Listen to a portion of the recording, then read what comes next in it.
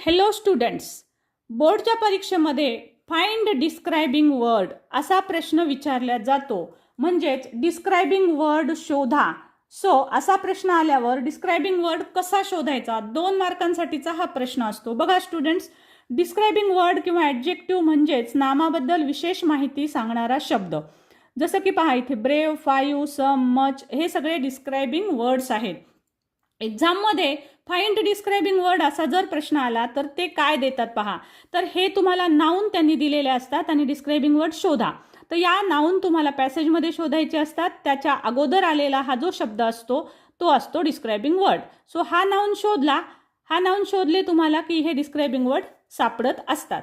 So video तुम्हाला नक्कीच आवडला असेल. यासारखी डिटेल माहिती आणखी हवी असेल तर आमच्या चॅनलला जरूर भेट द्या. चॅनल सबस्क्राईब करा. यासारखे छोटे छोटे 2-2 मार्कांचे प्रश्नांसाठीच्या युक्त्या आम्ही तिथे सांगत असतो.